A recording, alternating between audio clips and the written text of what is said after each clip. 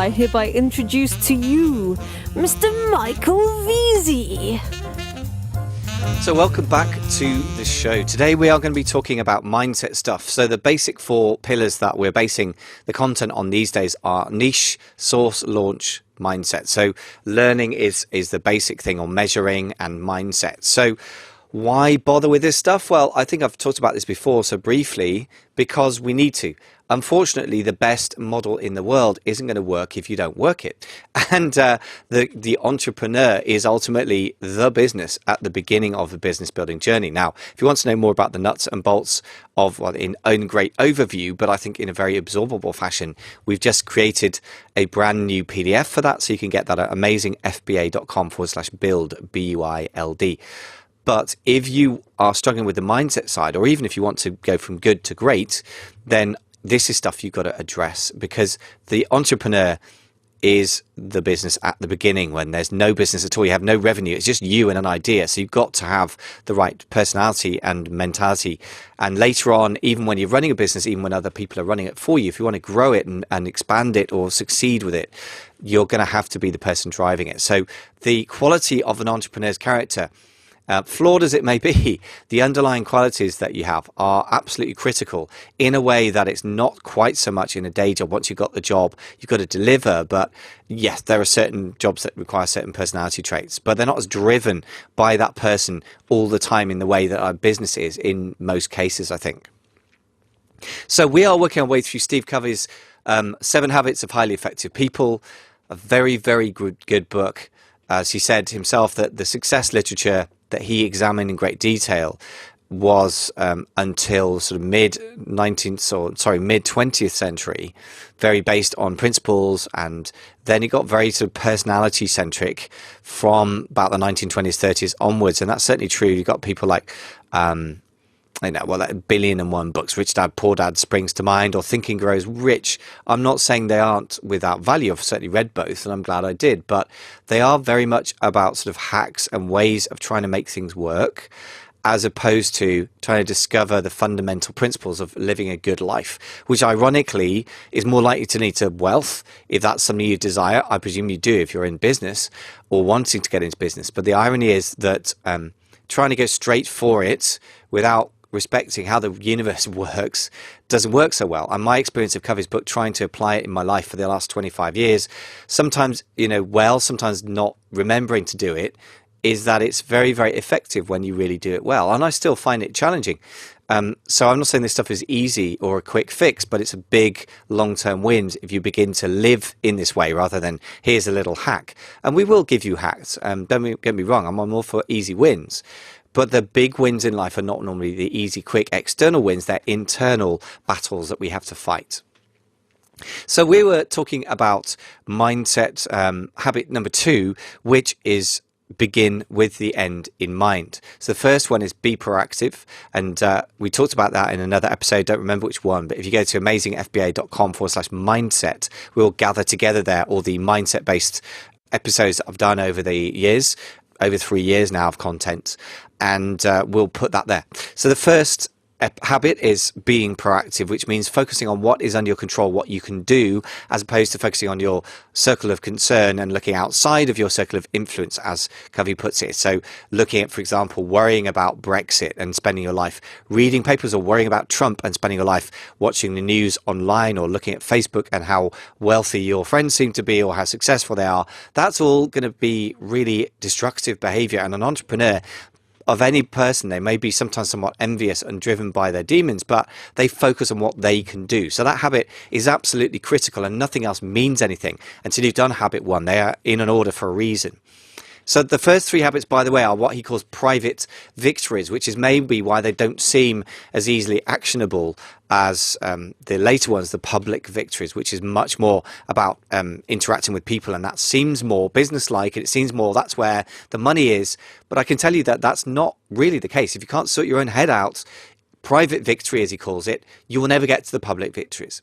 So being proactive is absolutely critical. One of the massive differences I've seen between people that I've worked with who have just drifted along and not really created a business at all, or if they have, they kind of given it a lick and a promise and then pushed off, versus the people that I know that are doing, in one case, £1 million a month. These guys are massive action takers. They are very focused on what they can do. So that's critical. Having got that out of the way, last time we looked at habit number 2, which is about beginning with the end in mind. And we talked about the idea of going to your own funeral, which is a bit weird sounding, but it's all really to recognize that life is short and thus it has value. Not necessarily that short, but you want to think about what your life stands for and what you want to leave behind. So legacy, as well as what you want to have stood for in terms of your character, how you want to be in the world. And that's a really, really important thing. It's not easy and quick. I've tried that exercise myself at various points over the years, and sometimes that shifts, that changes, and that's okay. But the exercise is very powerful. And then we talked about the idea of creating things in your mind before you create them in the world, which is why the private victory precedes public victory. You're never going to create a business externally which people will give you money for products if you don't personally design something in your mind, a business or a product, or decide to get in touch with a particular market. Now, of course, it's a co-creation. Everything is you plus other people. You don't just sit somewhere on your own, come up with the idea for a product and then just launch it and that's it. The reality is you need to read the market, preferably talk to people in your potential consumers, potential buyers on Amazon. A lot of people skip this, and I think that's a dreadful mistake. We teach very, very much to really connect with your target market. You're going to have to co-create it with a supplier or a manufacturer, somebody who's capable of physically making the products. And then you're going to have to connect with Amazon as a marketing platform and with the consumers in terms of marketing. So everything's a co-creation, but you're at the center of it. And it starts in your brain before it starts in physical life. So before you get a physical product made, you need to decide what it's going to be. Before you can get money from it, you need to decide how to articulate the value of that, and so forth and so forth. So that was a quick recap of what we've been doing in the mindset thing. So today, let's talk about a few things. We're going to talk about where you center your life, the idea of centering your life on principles or alternative places you could center your life, how to be creative in our vision centering. We're going to talk about how to be creative in your vision setting, so how to use your imagination as well as just being sort of left brain, very mechanical, cold plans. And then finally, we're going to talk about identifying roles and goals within your life, but also particularly within your business as well, and how to create an organizational mission statement. So that's all coming up. Let's get into that. So Covey talks about 4 life support factors that he thinks are, I guess, psychological life support things. The first one is, so there are 4 of them. Let me tell you what they are, and then we'll talk in detail. So security, guidance, wisdom, and the sense of power. Hey, power sounds good, right? Security for some people is also very important. Security represents your sense of worth, your identity, your emotional anchorage, your self-esteem, and your basic personal strength or lack of it. So what gives you your feeling of security is going to drive everything about your life. And you've got to be very thoughtful. As my coach, Jason Miles, says, an opportunity to make thoughtful decisions is a very important way to do things, I think, in creating a business and in creating a life, if you like, designing your life. So security, where you get your sense of security from, is really, really important.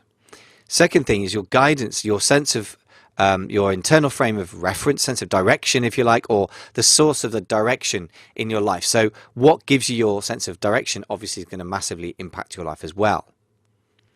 Wisdom is your perspective on life, your sense of balance, your understanding of how various parts and principles apply and relate to each other. And I think that just comes really partly from experience, but it partly comes from a decision to learn from experience. I think we've all met old men or women who, whilst they have experienced a lot in life, don't seem to come out of it with wisdom. And yet other people, especially older people, but not necessarily, but people with a lot of experience of an area of life, and that certainly applies to entrepreneurship, they come through the fires sometimes as well as the good times, and having reflected on it, they have wisdom to offer. So I think wisdom is not just about having experience, but it's about the decision or the process of reflecting on that experience. And I think that's one of those things that It's good to make a conscious decision to try and develop your wisdom and to have a plan for that. And then power is the faculty or capacity to act. The strength and potency to accomplish something is the vital energy to make choices and decisions. So again, where you get your sense of power from, your sense of energy, is important to be aware of as well. So if you are not centered on principles, you can center your life on lots of things which turn out to be, even though they might seem on the surface of it, rather unhealthy or rather unsettling. For example, people often center their lives around their spouse. Want to keep their spouse happy, take them on holidays, they want to spend their money on them. They make their decisions based on what angers or pleases them. Very common thing, isn't it? And I can certainly relate to that. Money, of course, for entrepreneurs can be a very big driver, and why not? But if you center your life on it, then that's a very, very rocky ride you're going to have, because money is, especially in the business context, you can suddenly go from rags to riches and back to riches again, particularly with online e-commerce. In my experience, it's not a wise place to center your life, even though, of course, it's going to be one of our goals. Otherwise, we have no business being in business. Work, which is kind of related but not the same thing, can become a center of your life. And I find that I fall into this trap, that for me, business creating is a creative endeavor, and what I want, one of the ways I can have an impact on the world, and that's great, but that can become an addiction in itself, really, like it's a workaholism. So those are some examples. Other things can be church, possessions, pleasure, friends, enemies, or even self-centeredness, which is never really going to work very well, because your other people in your life are going to feel that and pick up on it, whether it's your customers or your spouse or your colleagues or your business partners. Sooner or later, that has a sell-by date on it. Some examples for Amazon sellers: you might be over-centered on your business partner, over-dependent on them, wanting to please them, whatever. You might be over-obsessed with revenue, but that's quite a common one, actually, and that gives you the bragging rights. But actually, profit's kind of important, because you can't eat revenue, you can only live on profits. You might be obsessed with what you perceive as your enemies, and this is a very dangerous and destructive but quite common thing. You might get obsessed with Amazon Seller Central and spend your life on Facebook railing about how rubbish they are, and yeah, they are sometimes. Welcome to the club. But centering your life around everyone's out to get you is a really miserable existence. I mean, people do it. I'm not saying that's you personally, but just be aware of all these possible centers and how choppy that can make things in life, because they're very varying. Like your spouse, obviously, if you're going to stay married, you've got to care about your spouse very much, and centering your life on how they feel right now is going to make it a bit of an emotional roller coaster, in my experience, unless your spouse is like surreally saint-like. What is the alternative to all that stuff? I mean, the first thing to say is you really should become very self-aware about these things. And the best thing is to observe reality. So next time you're making a decision, just observe what's really driving it, and try and observe this for a week or two and reflect on it. A principle center is much more solid than that. As Covey says, by centering our lives on correct principles, we create a solid foundation for development of the 4 basic life support factors, which is to say security, guidance, wisdom, and power. Our security comes from knowing that, unlike other centers based on people or things which are subject to frequent and immediate change, correct principles do not change. We can depend on them. Principles don't react to anything, and principles are deep, fundamental truths. So I think this is very, very important. If you base a life, for example, around the idea of service, you wish to serve your spouse, you wish to serve your customers, you wish to serve the shareholders in your company or business partner or whatever it is. For example, the principle of service is at the center of it. Now, at any given point, your business partner, I'm just thinking through when people have shared with me recently, their business partner might be off work with stress, for example. Their business partner might be due to deliver some work but can't do it because of family commitments or illness or what have you. Your spouse might be getting very angry at you spending a lot of time on your business. That's quite common. I've had that, and to some extent she has a fair point, because I was ending up getting over-centered on work. But if you center on the idea of service, you might think about, where can I be of the greatest service? If family is a very important value to you and the idea of leaving a legacy is important, again, you've got to balance that sort of thing out. So yeah, this is in a rocky seas of business, especially online business. I think the idea of principles being at the center is like you've anchored yourself to a solid rock. And it makes a lot of sense. Now, it sounds a bit puritanical. I mean, obviously, Covey famously is a very strong Christian. I'm not here espousing anything religious. I try and keep that out of business. That's a personal matter, I think. But there is something about some of the way of thinking that people often have in religion that is coming back to some kind of touchstones. And I think it's more a philosophical decision, if I can even say the word. I don't think it's about religion. I don't think it's about becoming puritanical. I think it's about success. And I think you succeed if you anchor yourself to something that is less choppy than things like money and other people's emotions. So I have to say that I do agree with this. I'm not being puritanical about this. I personally find I get over-centered on what my spouse thinks of me and over-centered on work. And sometimes money gets to be obsession. Sometimes I think of money as the enemy because there's not enough. Sometimes I get, fear and greed driving me. I love having a great sales day and, feel sad when I don't make money or lose money. But actually, that's not a wise thing to tie my life to. That's just an objective of my business. So Covey brings up an example of how your life is centered and how that affects your decisions. For example, imagine you have to work late on your business because there's some emergency coming up with a supplier, or there's a problem at the port. Your stuff got imported from China. It's waiting at the port in America. There's some issue. It's delaying your product getting through customs. And you were supposed to be going out with your spouse or your partner, girlfriend, boyfriend, whatever. Son, daughter, mother, whatever you want, person of significance. So what do?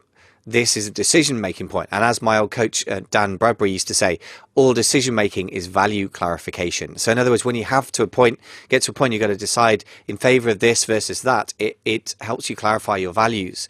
So if you're very centered on your spouse, you would probably be very afraid of offending him or her and just let the business languish, even if the business would then suffer greatly from it. If you're money-centered, then it will come down to if you stand to lose money, then you'll get obsessed with that and forget about your spouse's feelings and might even get angry if your spouse doesn't sympathize with the fact that your money is all important. You might be work-centric and your work is your life and you believe that that's what it's mostly about and your spouse is a sort of add-on. I have to admit that I fall into that trap myself. And you might be, centered in various ways of doing things. So that's one way of doing things. That if you're principle-centered, you're going to stand apart from the emotion of the situation and from the other factors and evaluate the options, looking at the balanced whole. So if you work on the principle of fairness, have you taken extra time for your spouse recently and thus owe it back to your business? For example, for me, that as long as your spouse is on board with that way of looking at things, might require some communication skills. There are lots of different ways of looking at these things, but the principle-centered way has a few different ways that are better than being person or other thing-centric. You're not being acted on by other people or circumstances. You're proactively choosing. So you may choose to do the same thing as you did before, but you're making a choice rather than reacting to the needs of your business or reacting to the needs of your spouse. You're going, well, I choose to do this because I think it serves these principles long term. You know your decision's effective because based on principles, it has predictable long-term results. And you can choose to do what contributes to your ultimate values in life. And I think that's really important. When you're in a very dynamic space like online marketing, in particular on Amazon, it's crazily dynamic, meaning things change a lot. You really need to have a very clear sense of where you're trying to head longer term and what's important, because the day to day and week to week is going to be very, very choppy and changeable. And I think that's one of the reasons why this approach is so valuable. Covey says that the fourth reason principle centered is good is you can communicate to your spouse or any other work colleagues or business partners within strong networks you created in your interdependent relationships. So in other words, you're not dependent on your spouse thinking you're a great guy or gal in order to feel good about yourself. On the contrary, you have your own sense of self-worth and you communicate with your spouse to see that you help each other create a good marriage, for example, or relationship. So there's a subtle difference there, but go back to the habit one, be proactive if some of that is news to you or the way of looking at it is new to you. And then the last one is you're going to feel comfortable about your decision because you've made it in a thoughtful, principle-centered way. So whatever anyone else says about it, your colleagues, your business partner, your wife or husband, daughter, etc., etc., etc., you have made a sensible decision. So the next thing is the area of how to be creative in our vision setting, or rather how to involve our imagination and our heart as well as a head. The two endowments, says Covey, that enable us to practice habit 2, imagination and conscience, are primarily functions of the right side of the brain. Understanding how to tap into that right brain capacity greatly increases our first creation ability. Essentially, the left hemisphere is the more logical, verbal one, and the right hemisphere is the more intuitive, creative one.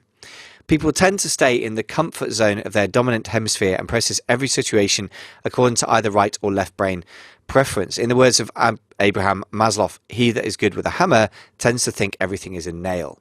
That classic old chestnut. Now, yeah, right brain, left brain, a bit more recent brain research, we're talking in 2018 now, has to some extent cast a question mark over this idea of right and left brain function, but I don't think it matters what the neurophysiology of it is. The fact is that people do behave in ways that's a sort of reasonable model for how people actually operate. So if you have a very left brain kind of money and goal centric way of setting your goals, then you're going to need to integrate that with your more imagination and sort of emotional intelligence. So to expand the perspective, sometimes we are knocked out of our left brain environment, says Covey again, and thought patterns, and into the right brain by an unplanned experience, like the death of a loved one, a severe illness, a massive financial setback, or extreme adversity can cause us to look at our lives and ask ourselves some hard questions like, what's really important? What am I doing? And why am I doing what I'm doing? But if you're proactive, you don't have to wait for circumstances or other people to create these. You can consciously create your own. And just reflect on that. I think that's very, very important, that when experience happens and you reflect on that, that's when wisdom happens, I should say. But nevertheless, you can try and be proactive about this stuff and don't wait for life to hit you before you make thoughtful decisions.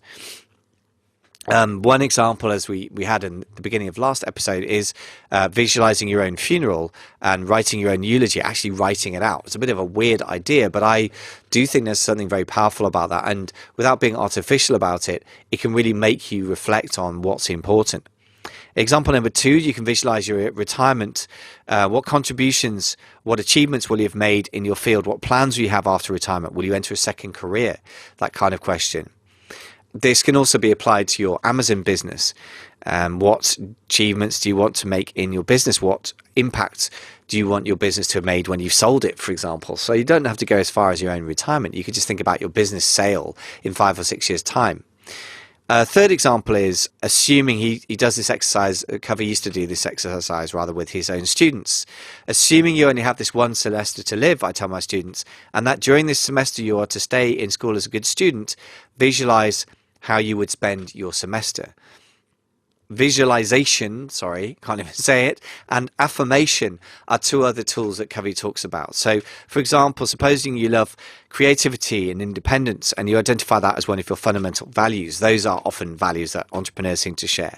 But suppose on a daily basis, I don't follow that out of fear, which often seems to apply to a lot of people wanting to start a business but failing to do that. Well, I can use my right brain power of visualization to write an affirmation that will help me become more congruent with my deeper values in my daily life. In other words, I can write an affirmation to keep moving myself in the direction of courageous action and getting independence that I crave in the face of my fear. So a good affirmation, says Covey, has 5 basic ingredients. It's personal, it's positive, it's present tense, it's visual, and it's emotional. And by the way, there's quite a lot of lists in this stuff. If you want to get show notes that give you detail of this, amazingfba.com/298. So you might write something like this. It's deeply satisfying, that's emotional, that I, personal, respond in the present tense with courage and wisdom, as positive, when faced with a business problem or a financial setback, for example, right? And you can say this to yourself, and I guess you can do it in front of a mirror, but it's the sort of thing you want to be saying to yourself and to others as well, and to practice what you preach, of course. So next time you have a business financial setback, your supplier has messed up so the freight costs more than you thought, your Amazon ads were more out of control than you thought, something else happened, whatever.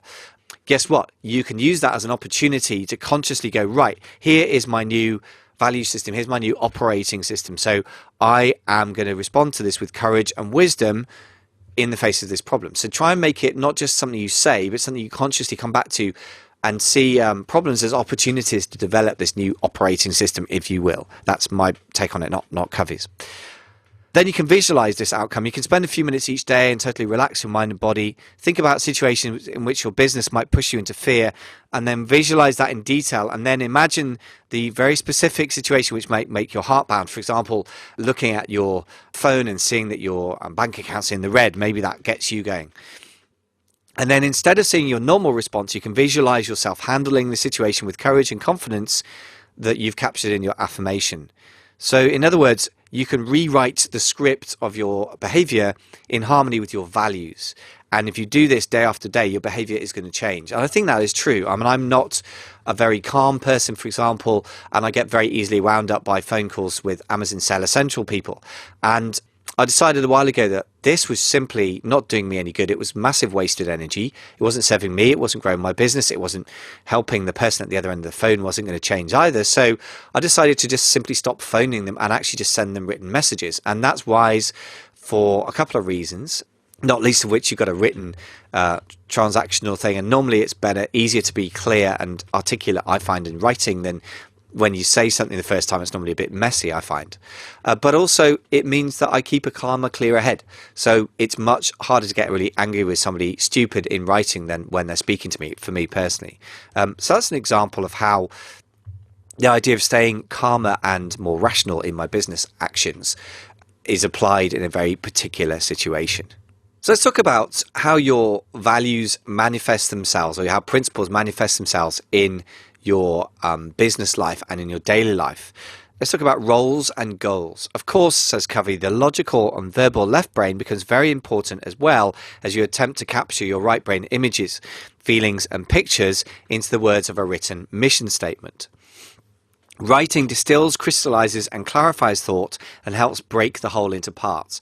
Really very true. I think it's like a couple of those quotes I've come across. One is I think it was General Eisenhower, some big general said, I find plans useless, but I find the act of planning essential. Sometimes writing a mission statement may not change your entire life. I mean, I've found that I've done things like that in the past, and it's not truly integrated with everything you're doing. It may or may not have an impact, but the act of writing itself will help you to crystallize your thoughts. And I think that can be very helpful.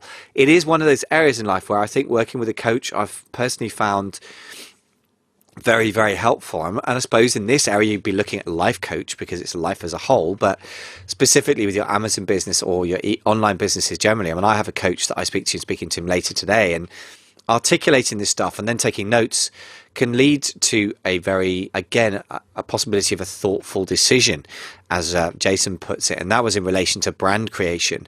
But that's part of my values in my life. For example, I don't want to spend the rest of my life selling stuff to consumers who don't appreciate quality, or working with newbies who don't take action. I'm happy to work with newbies in the Amazon space if they're action takers, but I need to be aware of the fact that one of the values I want to have an impact, and I can't have an impact if people don't do the work or appreciate the objects that I give them. So that is now being built into the rebranding of various bits of online businesses I'm doing in the Amazon consulting and podcasting space. So these things can have a very profound physical, practical impact. But I find that personally, writing it on my own doesn't do it for me. I think it depends whether you're very introverted or not. If you're a very introverted person and you're a diary writer, maybe you need to do that thing on your own. But if you're like me, more extroverted, sometimes working it through with a coach can be the best way of doing this. So some examples of mission statements, if that is your kind of bag, might be something like this. An executive that Covey worked with. My mission is to live with integrity and to make a difference in the lives of others. To fulfill this mission, I have charity, I sacrifice, I inspire, and I'm impactful. And these roles take priority in achieving my mission. Husband, father, son and brother, Christian, neighbor, change agent, in other words, a high performance agent in large organizations, and scholar. So in other words, learning important new things every day. Let's try and actually take stock of what he's saying. And I suppose this person's saying they want to have a life of integrity, so they want their actions to match their words and vice versa, and to make a difference. And to fulfill that, he does certain practical things, and the roles that he is in, through which he serves people, these purposes are husband, father, Christian, neighbor, etc. He doesn't mention business there particularly for some reason, or change agent, in his business.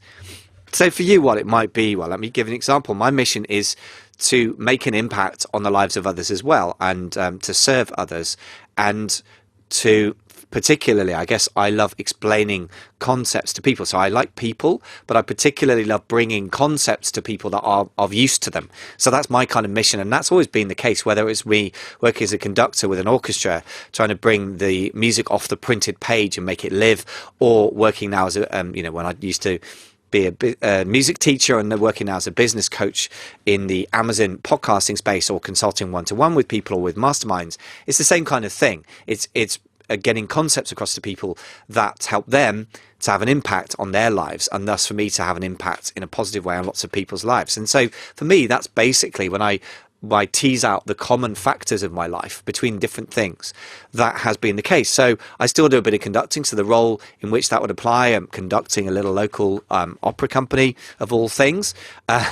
Sometimes I do a little bit of that, but obviously through my Amazon business, I can look at that through the prism of that lens, and that becomes a very different thing from, can I sell a few widgets to people? It's like, how can I help people achieve more with their things that they care about? And actually for me, that was one of the motivation why I started off selling music products, because I was a musician and want to help other people make music. And with that way of looking at things, it makes quite a different, a very different basis for the reason why I do business than I want to sell a few widgets and make a bit of cash, because that doesn't really tie in with any long-term principles or any mission that I'm on, and that's not really going to have the strength of purpose to carry me through bad times, or to convince anyone to spend any money with me if they have the opportunity of just buying some widget for some cash off somebody else. It's just going to go to the person with the lowest price. If I have a mission and some values in my organization, and I communicate that via the quality of the products I build, via the people that I serve, via the marketing that I produce, then that's something that also the buyers of products will pick up on as well. So this stuff, it may be as a private victory, but it has very big public effects, because people pick up on your deeper values, and including a lack of deep values as well. That brings us really to organizations and businesses as an organization, and having their own mission statements, which Covey talks about in quite detail as well. To be effective, he says, the statement has to come from within the bowels of the organization. Everyone should participate in a meaningful way, not just the top strategy planners, but everyone. Once again, the involvement process is as important on the written product as the written product is a key to its use. He gives a couple of examples from IBM, where they flew somebody ill back from a conference to his home state because they knew that his wife would be worried about him going to a local hospital. And somebody else, he talks about the example of a hotel where he got great service. So for Amazon sellers, at the beginning, it can feel like it's just you, and actually nobody else is involved, and it doesn't make any difference about organization mission statements yet. But that's absolutely false. If you think about it, the very least you could possibly have involved in the equation if you're doing private labeling is you, a supplier, Amazon, and your customers. Now, Amazon probably doesn't give a monkeys about your mission statement, to be fair, but your suppliers can. And your very first initial contact email, your very, very first email to a supplier can include a flavor of why you exist. You don't have to say something like a huge complicated mission statement, because bearing in mind that you're probably writing it in English or even German or whatever your native language is, unless it's Chinese, Mandarin in most cases, then they won't be very fluent at reading it anyway. So I'm not talking about anything ludicrous, but having a mission and having a clear mission is very much more powerful than just writing some email saying, hi, my name's Mike and I've just started a business. I haven't sold anything yet. What's your minimum order quantity for this thing? Thanks. I mean, how inspiring is that? How much does that give a sense of vision and a future business that they can create a partnership with, versus something like, hi, my name's Michael from Amazing Music. We're in the business of enabling people to make music at the higher level. And I've been in the music industry for 20 years. We're just branching out into the product space with music stand lights, blah, blah, blah, blah, blah. Right, so that's a bit of it gives it a whole meaning to your business and a feeling of depth to it. By the way, same person, I can legitimately claim that I've been in the music business for 20 years, and that our company, our business, if you like, my business in the broader sense of me, is branching out into serving people by giving them physical products. that sounds a lot less kind of newbie and clueless. And also it sounds like you're on a mission, and that communicates itself. It's only a small, subtle thing. If you just ramble on and never buy a sample, they're still not going to take you seriously, because actions speak louder than words. But I hope you can see how being on a mission right from the beginning makes a difference to you, makes a difference to your supplier. And absolutely, when you do your marketing, even if it's purely on Amazon, the images you have and the things you say in the text and the messaging that you have on the packaging and inside the packaging, and if you reach out to influencers, the things you say, none of that stuff's going to work half as well if you are just a generic, wandering generality. You have to stand for something. And this is a really very powerful part of creating a brand, I think. I mean, Nike has this famous phrase, just do it, and it's really associated with elite athletes, and they have a big part of their mission. I don't know what their mission statement is, and I haven't read anything about the Nike founder, but whatever they say, what comes across is that they're committed to the idea of excellence and striving and moving towards greatness. And the irony is, of course, that they attract a lot of people who seem to spend their lives never doing any physical activity at all, to judge by their shape. But that's fine. I mean, that's not what the message they give out. Who you end up attracting is a different thing, but the message you give out has got to be very, very clear. So you can't give that out unless you clarified it for yourself. So like a lot of this stuff, it sounds a bit abstract and it requires a lot of thought, and you might wonder, well, why bother with that? I just need to get a product out the door. I don't think it's either or. You do need to get a product out of the door, and that's based on the principle of activity and action and being action focused. And if you don't have that as one of your ways of living, you're never going to be a successful entrepreneur. True. And this internal stuff, these internal battles, if you like, are really important to have. So here's a few exercises that Covey suggests for the application of the idea of begin with the end in mind. First one, record the impressions for your funeral visualization. That's pretty full-on visualization, but that's pretty powerful. Write down your roles. Number 2, write down your roles as they are now. Are you satisfied with these? So your role might be entrepreneur, husband, employee, churchgoer. Is there something missing from that? Do you need to add something? Set up the time. Number 3, set up the time away from daily activities to complete your mission statement. So you're going to have to carve out some time for this stuff.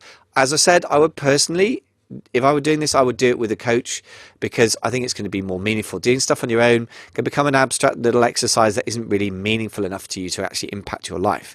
But it's a personal thing. Number 4, go through alternative centers. Do they form a pattern? For example, are you very obsessed with pleasing your spouse or keeping them, keeping them quiet? Are you happy with that? And is that something that needs to change? Number 5, start collecting notes, quotes, and ideas to build your personal mission statement. And I think that's a very good thing, actually. I think to build together some inspiring ideas, you don't have to take every single idea that ever was written or popped up on a Facebook feed. But if something really strikes you as a great quote, write it down. I think that's really good. Number 6, exercise number 6 is identify a project you'll face in the near future and apply the principle of mental creation. So if you are about to create an Amazon business or a new product line, this is a no-brainer. So think through, how am I going to create this? What resources would this need to really make a plan, make a vision? And again, getting involved with other people is very, very helpful for that. A mastermind or a mentor can be very, very powerful for that stuff. If you want to explore mentoring with me, amazingfba.com/mentoring, MENTORING. And we have some deals coming up at the moment, so pre-Christmas, post-Christmas deal, because I know that people are a bit short of cash around this time of year. So I'm going to offer some deals below the usual rates, which I very, very rarely do. So if that interests you, check it out. I don't know when this podcast is going to be listened to by you personally, but they may no longer be present. But if it's a mid-December, the chances are reasonable that they're still there. And the 7th exercise, final one, share the principles of habit 2, begin with an end in mind, with a work group. Suggest that you begin to develop a mission statement. That could be a really powerful thing to do with a business partner. And I think sometimes in a team, you might give everyone a copy of the same book that you find a very powerful book. And I would suggest that The 7 Habits of Highly Effective People is a very powerful book to start with. So if there is something out of this that comes out that you realize you want to get more help on some of this stuff, then there are a couple of things I can offer. First of all, if you are doing over £25,000 a month, or about $30,000 a month in revenue, and you can get to the UK, London once a month, the 10K Collective meets monthly. We have one member who flies over from Barcelona once a month, and one member who flies in from Holland. So anywhere in Europe is probably valid to do that. Going great guns, collective in turnover there is pretty damn high. It's over £12 million a year or something like that. The other opportunity, if you're just starting out and you need training, you need structure, the Amazing FBA private label process course could be of use to you. If you want to check that out, amazingfba.com/PLP. That's P for private, L for label, and P for process. amazingfba.com/PLP. And the course is not currently available to buy, but you can sign up for the next launch, which will be happening late December, early January. And then finally, not least, if you have particular issues you want to get into, you can choose one of our three one-off consultations. Just go to amazingfba.com and look out in the menu bar under paid products at one-off consults. So we'll do one for somebody who's finished the product review or about to start sourcing. Before you do that, we can do an RSA review, product research check. If you're about to spend a lot of money on sourcing products, then we can do a GEM sourcing sanity check. And if you're waiting to get your product sent to Amazon warehouses, or you have your product listing live and you need some help with launching, we can do a launch plan creation. So check those out. Those are one-off things. Pretty good value in my opinion. And also I think it's an excellent time to use a coach. So if any of that helps you, do check that out. If not, thank you very much for listening. Do reflect on this stuff. I don't think this stuff is a quick, easy win. It's not easy to get your head around, but that doesn't mean it's not worth it. On the contrary, I think sometimes the hard things to get your head around are really where the big, big long-term wins are. And I absolutely believe that to be the case for Stephen Covey's entire book and this habit of beginning with the end in mind in particular. So do check it out. Blog notes, as ever, show notes are at amazingfba.com/298. Thank you so much for listening. Speak to you in the next show.